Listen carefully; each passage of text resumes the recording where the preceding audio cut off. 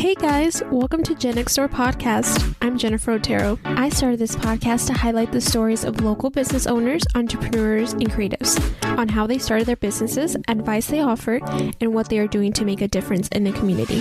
This is a safe space for like-minded people who want to be inspired and get motivated to live their dreams, all while giving back no matter how small. I'm right there with you, so let's do this. Hi, welcome to another episode of Gen Next Door Podcast. This past June was my first time visiting New York City, and I absolutely fell in love. So this month, I'm interviewing some local New York City businesses. Today, I'm speaking with Larasati Vitoux, owner of Maison Jar, which is a refillery and grocery store. What's special about this store is that there's no unnecessary packaging. Hi, Laura. How are you? Thanks for speaking with me today. I'm doing great. Thanks for having me. Okay, so to start off, can you explain what kind of refillery and grocery store you have created? What's your mission?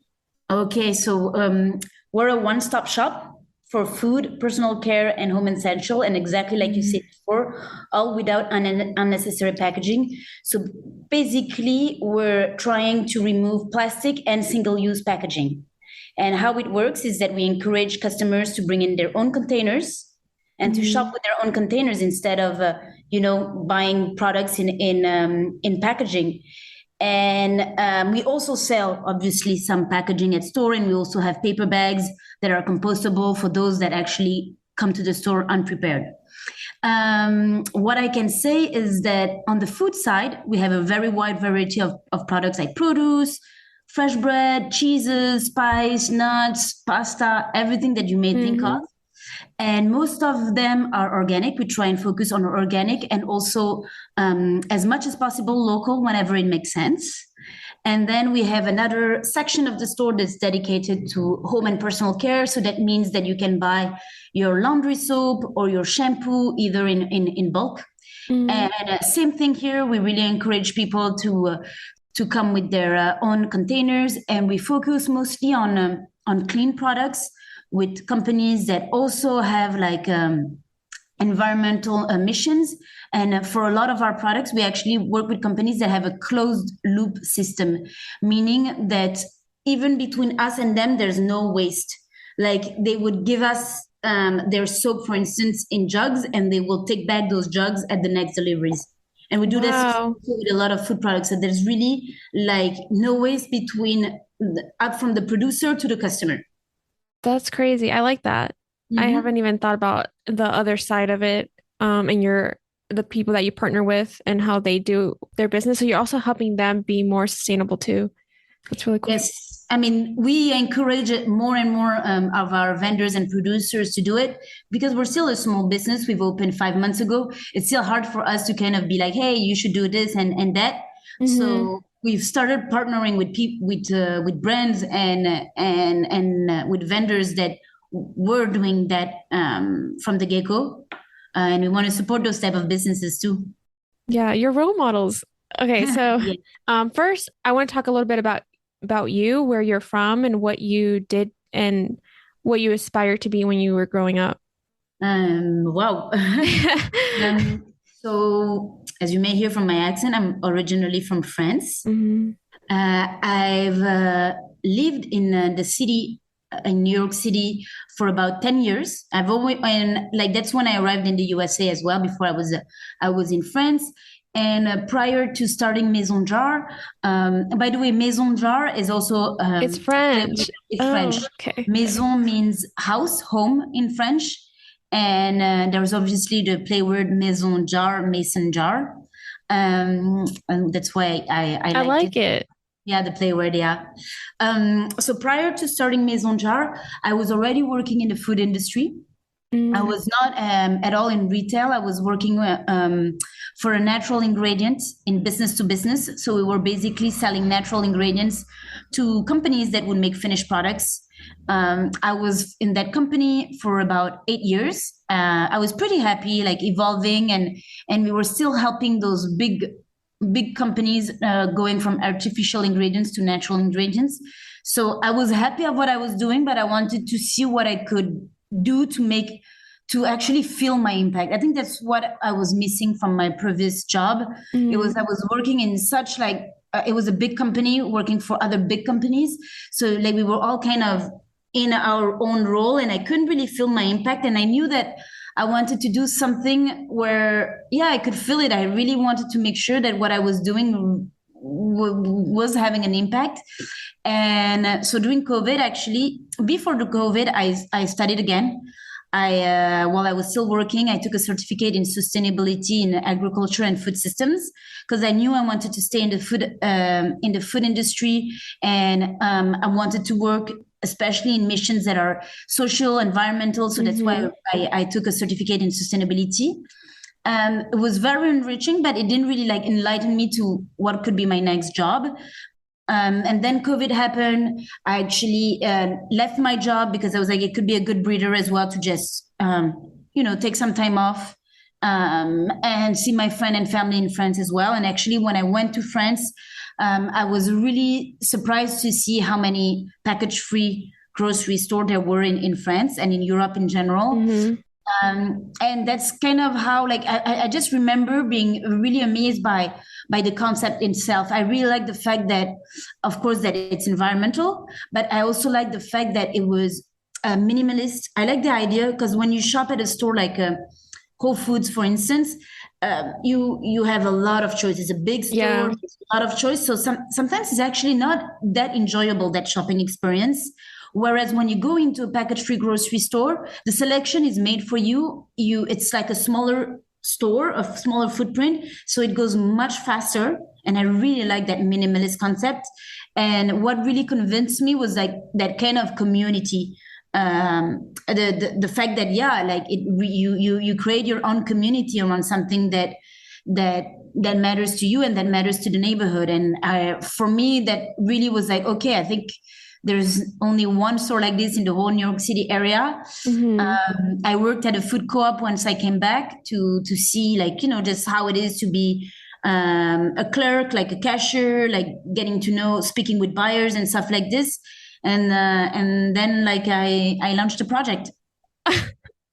Wow, that's really cool. So so you were in France, right? And then you moved to New York. Why that transition? So when I was in France, I just graduated from college, and I was looking for a job, and and I was really I saw this job in New York City, and I for that natural ingredient company, and I thought, why not? And it went through. So Oh, okay. really, that's the reason why I came to New York. It was for work. Yeah, I love Europe. I studied abroad there because like I always loved that culture. Where So were you? in college I studied business, so I was just doing like part of my classes there in Spain for a semester, and then I like traveled around. So I was like in south of France for a little bit traveling, and I didn't get to see Paris, but I do want to go back. South of France is great. Like, Yeah. food is amazing. The weather is nice. Yeah, I want to go back. I like want to live there for a little while, but I don't know when. And then I know that you're from Orleans. Mm-hmm. What's like the difference between there and New York? Oula, Because I also, since I just like traveled to New York, I have a lot to say about New York too. Orléans, it's much Orleans. smaller. It's also known for being the city of Joan of Arc. So Yeah, Joan I of Arc read that. That's really cool. delivered Orléans from the British in the, I don't want to say any mistake, 16th century, 16th century, I think. Yeah.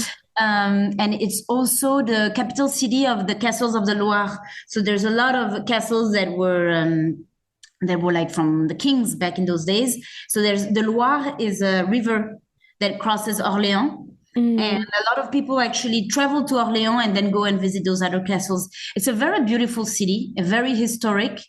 You convinced me because I really want to see castles. I have to go now.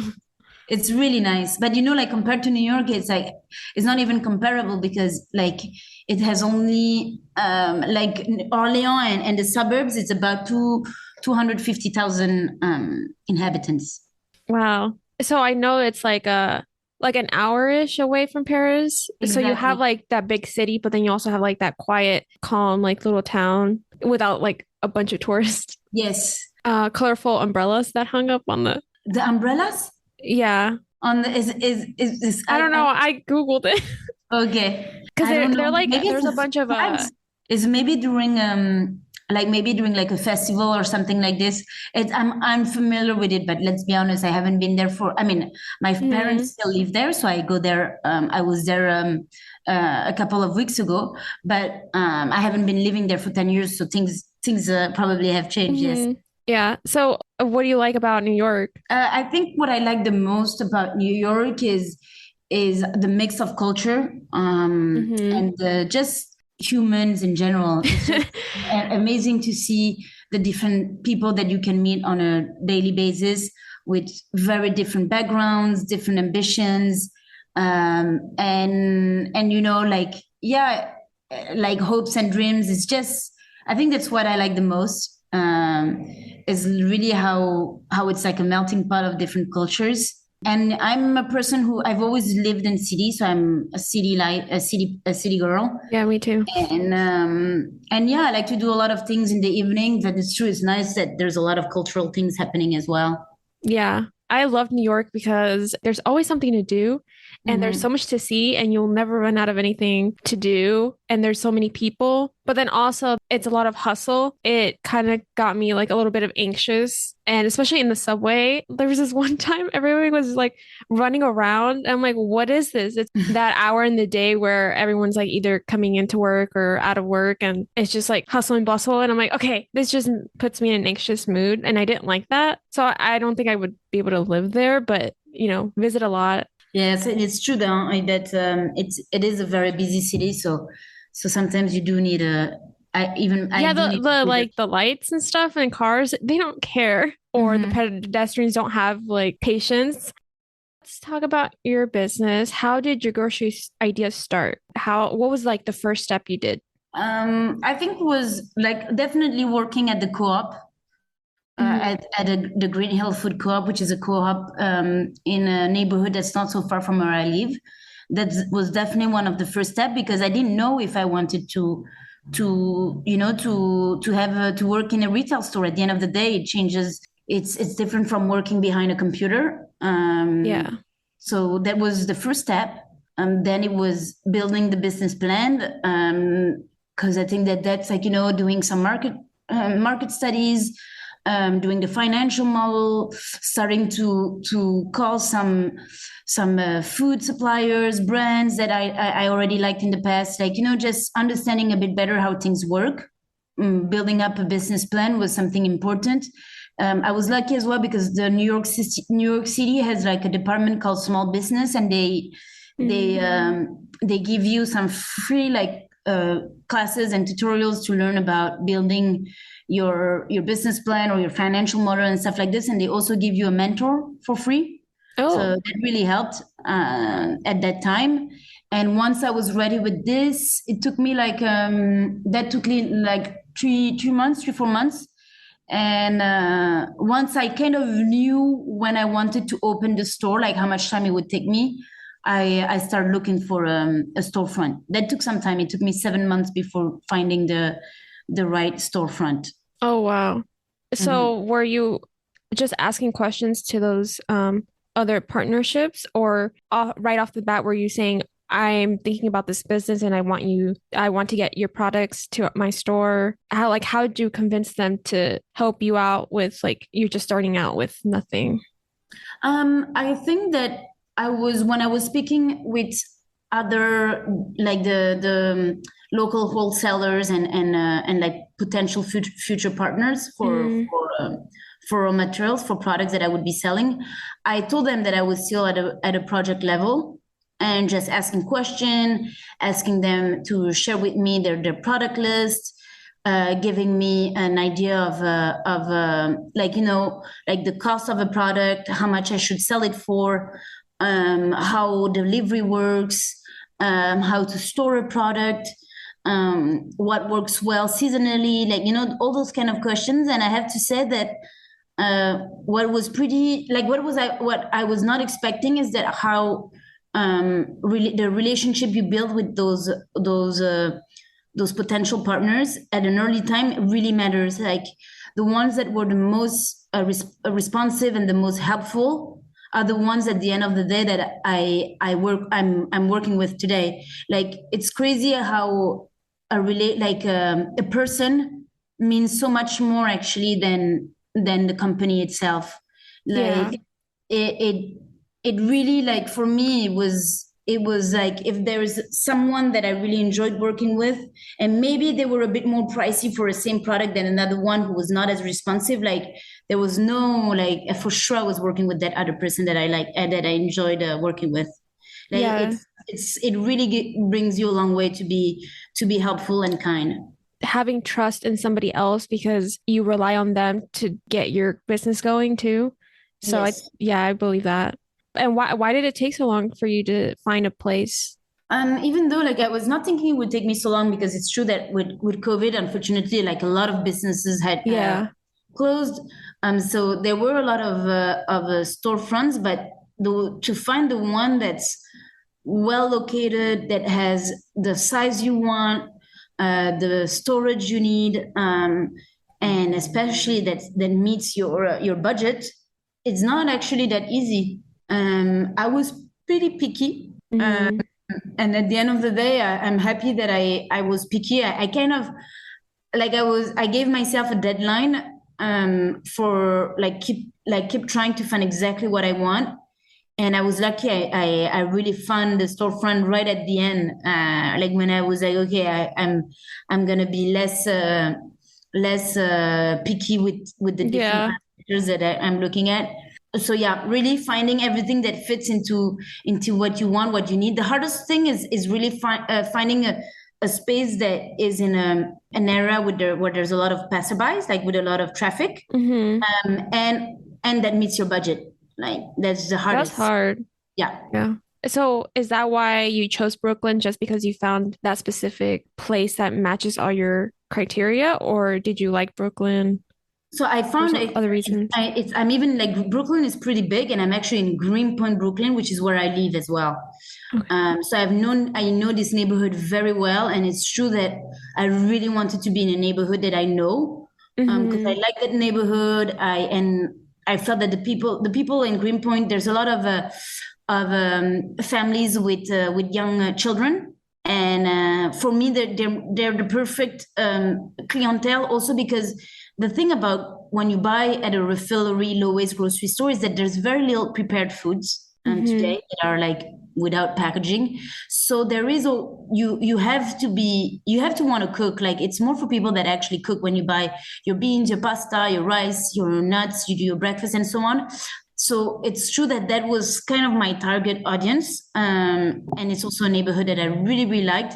So that's why I was almost specifically targeting three neighborhoods of Brooklyn, like Greenpoint, Williamsburg, and East Williamsburg, which is part of Williamsburg, but like a different area. And I went to other places in South Brooklyn just to see what was out there, but because I didn't know the neighborhood at all, it was just so hard to relate to a neighborhood that you Yeah, don't know. that makes sense. What were the first challenges you had with beginning your journey? I guess besides like finding a place that took forever. I feel that it's like a lot of our. I was lucky, so once we had the place, we have to build the space, Hmm. and I worked with an amazing general constructor, and a great architect who's my friend as well. We worked together to design the space, and she did an amazing job.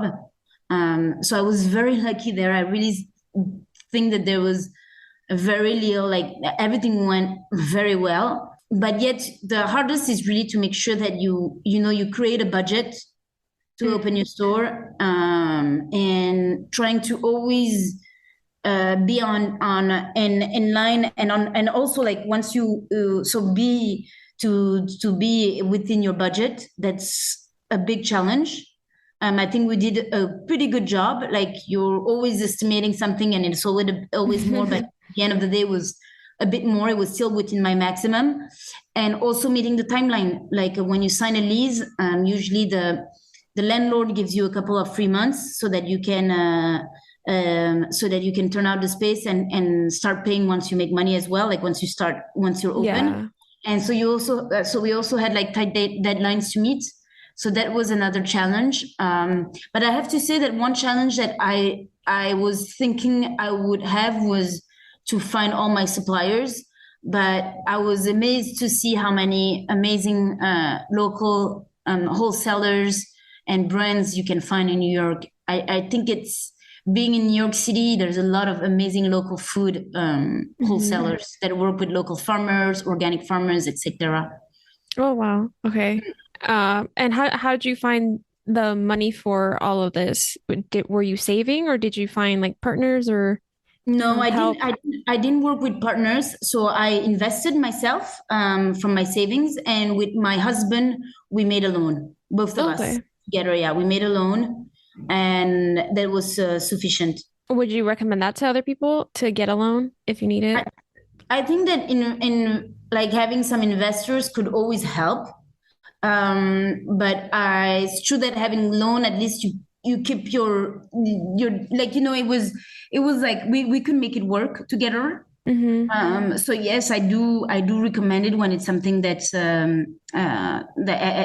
at your reach. Like it's not for not everyone can have a certain amount of loan. I know that small business New York City also helps to get loans for people that have more difficulties to get a loan. So there is some help if you open a new business in New York City. I always think that having some investors or doing a crowdfunding Mm-hmm. is always a great thing, trying to find like sponsors or stuff like this. It's more work, but luckily enough I was able to get a loan. Yes. For me, I would do loans just because I want to keep my whole business to myself and not Hmm. have to talk to investors and then have their input on it too. But Hmm. that's just me. No, no, you're kind of right as well. That's very true. At least the you stay like the sole owner of all your Yeah. decisions. So how did you market your store when you opened up? You just opened up 5 months ago. So how are you doing all the marketing? So first, I think that what's pretty great of having a brick and mortar is that that's People like just just walk by. yeah, when you have a physical store, I think it's much easier to like just to spread the word, just because you're not an online brand who really has to push through social media and PR. But I was also lucky, I think, because it's a concept that's still pretty new in New York City. A lot of PR have reached out. Like we had an article in the New York Times, in Time Out, in Eaters. Like there's actually a lot of, and also some more local media also reached out before Mhm. we opened. So that really helped to make noise. We're still trying to reach out, do more PR today, maybe do some ads on like some more local Instagram accounts and stuff like that. And so I don't do my social media alone. I have someone that helps me, Mm. because Instagram, for instance, is not something that I was using myself personally. Yeah, So it was something that's it's pretty daunting. Like it's a I'm more lot. scared. Yeah, and it's a lot of work. It's also a Yeah. lot of work. So I'm working with someone, and she's amazing. So I'm very happy that I'm working with her. Cool. I know like Europe has a lot of more sustainable things. When I went, I was surprised by a lot of stuff. Some stores don't have like bags and things. I'm like, oh, this is different. Or they have to be like, oh, it's extra for this or that. And US hasn't caught up to that. And I wish they did. And there's only like certain places like California's doing that. But I wish more like other states would do what you're doing. So hopefully people can see you and be like, okay, I could do that too. I could do that kind of store, or maybe you can expand Yes, around. I mean, I would love that. I feel that anyone that would reach out to me and be like, "Hey, I want to open a similar shop somewhere in New York City." Like, we need more of those shops. I think that it would just serve me to have more of those shops, Mhm. because at the end of the day, it's still a change of habit when you shop in a refillery where you have at the store everything is kind of, I mean, you have to weigh things and prepare yourself, but at home as well, like you have to organize yourself. So it's not an easy change of habit. I think you should go step by step, and I feel that the more food stores do that, the more people will do it, and it's just gonna help my business as well. Yeah. Did you have any doubts or anxiety with starting your business? Like, where are you mentally? Yes, I mean, always it is still. And Uh, still doing it. yes, I mean, I also feel a lot of like motivation and excitement, Hmm. because it's just so nice just to hear everyone's feedback and how people are so happy to have us in the neighborhood. So it gives you a lot of positive energy and just the motivation to continue. But yes, while building the project and everything, because you can't like things, you can't even really visualize the store how it's going to be. Yeah. Ask yourself a lot of questions. It's still a lot of money that you put up front, so you want it to work, and it's a change of life. So yeah, it does create a lot of anxiety. I Yeah. think I'm pretty good with stress. I've always been pretty good with stress, so I'm okay with it. But yes, I think and dream about Maison Jar still. What's so stressful about it? So I think that what stresses me the most is like I want to make sure that my customers are always happy and satisfied about Hmm. their experience and the product that they buy. Like I have quality products, and I want to make sure that they remain high quality products, and that we always keep the expectations of our customers. And because it's so easy to have something that goes wrong and lose a customer. Yeah. That's what worries me the most. I feel like that's what sucks. Like you have all these people that love you and like they like the business and they give you a lot of praise. And then that one person that has a negative comment, it's like that's what you think about all the time. It's just that Yeah, one thing. exactly. Yeah, of course. And like sometimes we try our products all the time, but like once we receive the shipment of pecans, and it's true that 1 out of 5 were not very good. They were a bit rancid, and like we didn't see it until a customer told us about it. And you just like question everything. You're like, oh no, like were other people thinking the same way and being like, oh, actually their products are not that good. So you always like want to make sure that everything is like at the best it can be. What's your biggest challenge right now and how are you trying to fix it or overcome it? I think that fresh products is the hardest because they have like a shorter shelf life, and because we're still a new business, and you have to meet minimum order quantities from your vendors in order to get a shipment. And sometimes like it's always hard to order the right amount of everything and make sure that you're able to sell it all without like making too many discounts or stuff like this, because like you also have to make your money. So like it's like managing the supply on produce and fresh products have been the most difficult, but I have to say that things are really getting better. Like I've seen it every month as we have more and more customer coming in. That's good. We're selling more, so all those kind of things are becoming easier. um Is it like you're running out of stuff now? Like, yes, sometimes I am. yeah. And that also is so like that also like worries me, because you want to always you want every customer when they come to the store that they can buy what they're expecting to Hmm. buy, especially if they come the last week and we're buying something that they want to buy again and they don't have it in stock. Like all Oh, those I people. would be so mad when I go to the store and then there isn't what I want. I'm like, ah, Yes, I came exactly. all the way over here for Yes, that that happens. thing. And exactly, like sometimes you're like, oh, I over ordered, so you're ordering less, and then you run out, and then you have, hey, and it's just hard to manage that. I think that's the most challenging, and unfortunately, that happens the most with like fresh products, like like a yogurt. Like you want to make sure that you're always a yogurt had I don't know have like a 2-3 weeks shelf life, Hmm. or 2 weeks shelf life. Usually, even milk is that, and you want to make sure you sell all that milk, and so you kind of order very tightly, and sometimes you run out of stock, or sometimes you have to discount some of your products, and it's always very scary and challenging. Yeah. So, what do you enjoy most about what you do? Meeting the people, really meeting the neighbors, the customers, and getting to know them better. I think Do that's you have really. like friendly faces? Do you know names and stuff? Yeah, of course. Yeah, of course. Plenty, and that's nice to see all those returning customers that give you more and more feedback, and give some ideas and so on.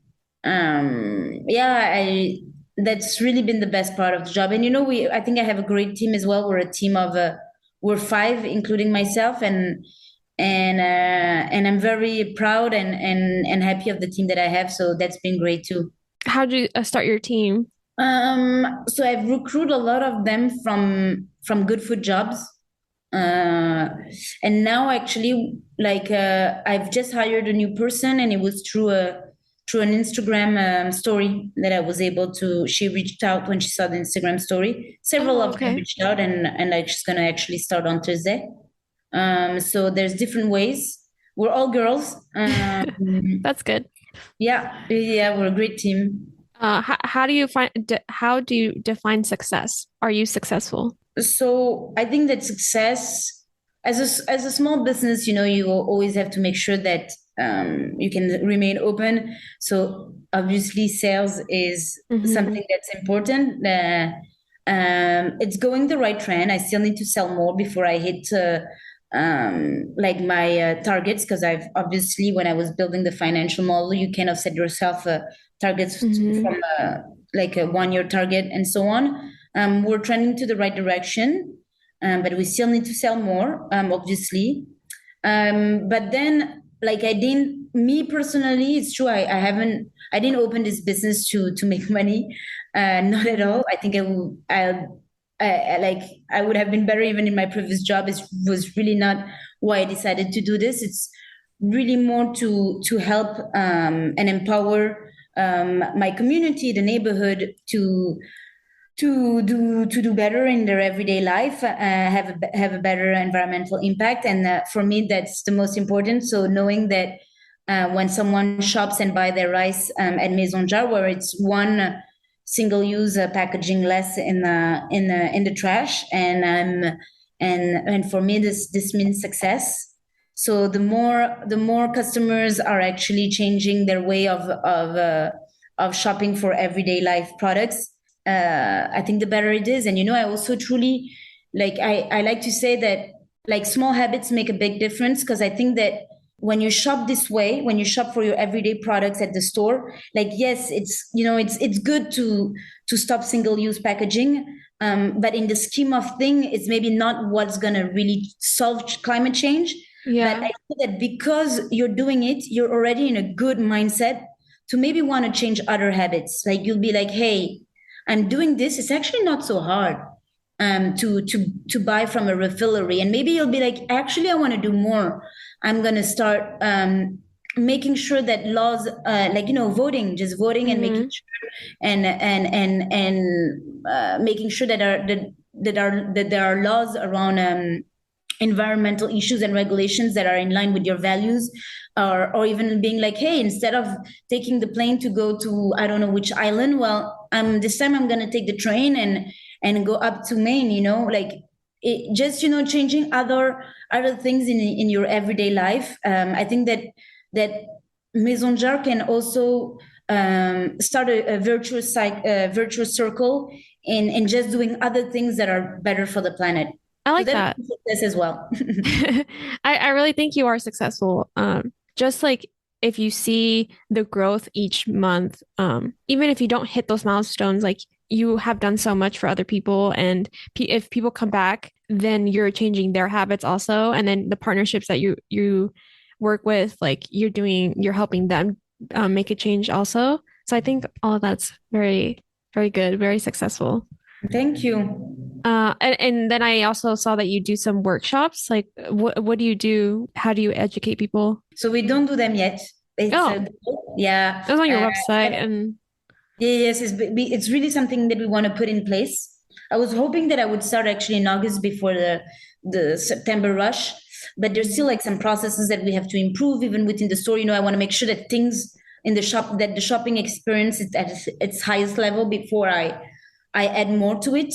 But yes, I'd love to do some workshops because we have a very nice space in the back of the store where there's a big farm table that we can clear out from all the products and do Hmm. like some do it yourself workshop, like craft workshop, make your own soap product. Oh, that's cool. And I'd love as well, like, I feel that there's people that probably know, even like I'm still in the learning curve. I learned so much from networking and from my customers on environmental and food stuff.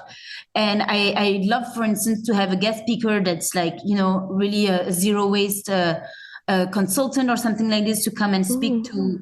to whoever wants actually to hear more about tips and stuff like that. So those are things that I would like to put in place, and I've been amazed to see how much since I've opened, people have reached out, like professionals and people that like work in the same industry have reached out to see if they can be of any help. And I truly think that being able to partner with them and do a workshop and share their experience and their expertise to the neighborhood, that'd be amazing. And workshops will definitely help. Like that's a good way to like set those, make sure that people meet. That's awesome. You're going to continue to educate people on sustainable environmental impact. Oh, so what's next for your store? Like, what do you see in the future in a couple years, maybe? So I think that, like, for instance, I'm not thinking of opening a second store, to be honest. Hmm. I really want to try and do my best with this store. So there's obviously the workshops that I'd love to put in place. I would like to start online as well, online shopping and deliveries, like partnering with a delivery model that's either through electric vehicle or electric like way of delivering the orders.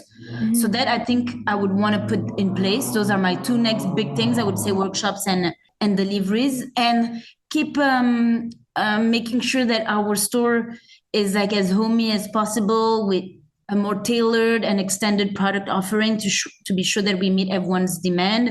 I really want to also tailor my demand my product offering to vegan people. There's a Hmm. lot of vegan people that come and shop at my store, and I want to try and do even more on that side. I think there's some great dairy alternatives and just like vegan new products that I'd love as well to carry at my store. So That's yeah, really those cool. are kind of things that I'm thinking about.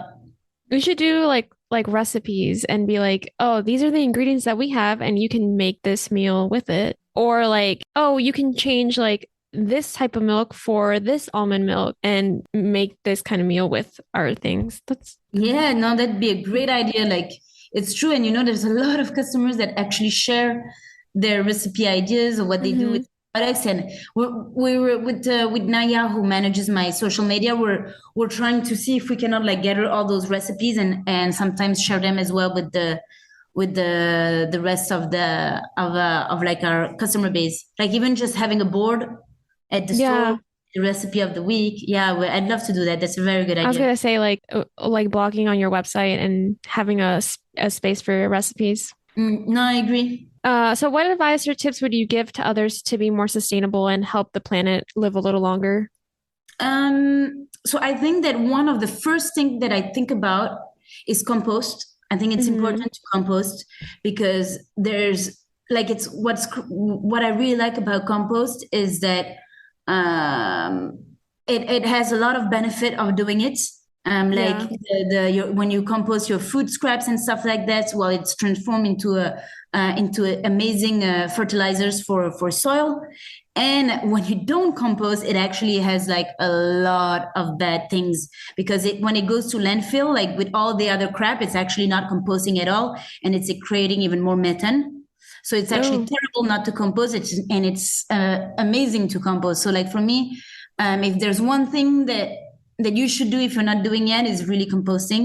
And I okay. forgot, I don't want to say the numbers, but like in New York City, it's like crazy how much food scrap there is in landfills, like how much like the trash is composed of food scraps that could be composted.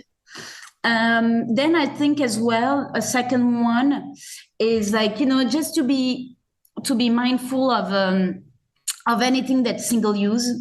Like, it's hard to be perfect, and it's okay not to be perfect, but always being mindful of it. Each time you buy something, if it's in a single-use packaging, is there a better option? Do you really need it? Hmm. Like, even just, a lot of people do takeouts in New York City. And now today there's a company called Deliver Zero, and they do reusable containers, and like they're a great company. And Ooh. there are solutions out there to try and improve one's impact. And I think that each time you think about plastic and single use, it's important to remind yourself that you are using a single use and plastic, and is there a better solution? And I think the third thing, it's important to speak up, go and vote. Like, if we want to have big changes, like if we want our government to change, big companies to change, I think it's important to vote with our wallet, but it's also Hmm. important, to sometimes do some march, speak up on things that you care, go vote for ideas that you care for. I think that can really have a strong impact, Yeah. especially collectively. Yeah. Yeah. Uh, I feel really bad for when I like buy online with like these big companies and then I receive a package and it's like, what do I do with all this cardboard and like all the stuff that they put in, like the little peanuts or like the plastic thingies. And I'm like, how do I like buy online like a more sustainable way? I think there's some things that I could go in person at a store and like pick that stuff up instead of having it delivered to me or pick different stores that are more sustainable. Mm. No, you're right. Instead of having stuff delivered, you can do pickups. It's true. Yeah. That would be a better option. And also, like, sometimes it's true that Amazon, it's like amazing how like you can get a product the next day and it's less expensive than sometimes stores. But I Hmm. think that it's important to remember that when you shop local, your money goes so much further than when you shop at a store like Amazon. So if you can do it, if you don't mind those extra couple of dollars, like it really goes so far. It goes so much like further when you shop Hmm. at a local store rather than Amazon. I think also this is really a thing that just think about it. That people should think about when they buy something on Amazon, especially if it's available not so far from them, and they have the means to buy it from that local store. They should remind themselves that they'll do so much more good if they do buy in that local business. Yeah. What do you read or watch to stay informed or for fun? Oh, good question. So I was talking about Deliver Zero. So the CEO of Deliver Zero, her name is Lauren, Mm. and she has an amazing newsletter that I love, Oh, that I okay. read a lot. Um, I also, like I look into civil eats and stuff like that. I receive their newsletter as well. I'm very much online, to Yeah. be honest. And there was another one. I also like to look at what Food Connects have. It's also another more. It's not really just related to sustainability. It's just food in general. I also I also follow a couple of accounts on social media, on Instagram specifically, Hmm. that it's like interesting to see what they post about. Do you listen to a podcast or read any books or something? So I have read books, uh, I have read books. but I never One finished them. day. For instance, I've read the book from the founder of TerraCycle around packaging, and it was very interesting. But it's true, is I read a lot of books. Actually, I'm a big reader, but I have difficulties reading books that are not novels. And podcasts, I do listen to some podcasts, but they're mostly French podcasts. But I did listen. I forgot what is the name. It's been a while that one of my colleagues, actually, she mentioned a podcast that she really liked, and I've listened to a couple of theirs. I forgot what it was. But yeah, I Okay. do listen to some podcasts, but not so much. I think it's mostly newsletters that I follow, Hmm. and just looking online. Yeah. What is something you want to leave the listeners with? Information about your store or last inspirational words? Question. Um, no, I just, like I kind of said earlier, I think that we can all have an impact, and it's really about small habits that you change that can make a difference. Hmm. And I think that if you are not shopping in a, I mean, not everyone has access to a refillery, even though now a lot of big stores also have their bulk bins. I would just say like give it a try, just like one or two items at a time, Hmm. and see how it goes, and people will be amazed how they get hooked by it. Yeah. And what's amazing as well in shopping this way is that you get to try new things, which is great because like when you're cooking for one specific recipe, instead of buying that big jar of garam masala, well, you just buy a little bit and you just use it for your recipe, so you Yeah. pay less for it and you don't need to store something in your cupboard for like a year or for more that you're never going to use. So there's really a lot of like at the end of the day, you actually, when you shop in bulk, you actually save money because you just buy the quantity that you need, and you get to try new things as well, Hmm. because you just buy a little bit to try. And I feel that once, so yeah, I think that what I would say, just related to Maison Jar, obviously, is that give it a try on a couple of items and see how that goes. That's cool. What do you love about New York? What specific local business or location? What do I like about New York? I mean, there's so many things that I like Right. about New York. I think I love all the little restaurants. What I love about New York, I know, is that I love food, obviously, and I love eating out. With my husband, we're both foodies, and it's amazing to think how, because there's people from every country here. So each time you go to a restaurant, I don't know, like a Japanese restaurant or an Ethiopian restaurant, well, Hmm. they need to be able to like be as good as what a Japanese person who lives in New York would want to, like, what they want your. Yeah. So Like it's very authentic. exactly, and so you have really amazing food in New York. I think that's one thing that I love the most, and there's so many great restaurants over here. To name a few of businesses that I love that are close by, Maison Jar, that I get to know, like I get to know the people, is that, for Mhm. instance, we have a Greenpoint Fish and Lobster.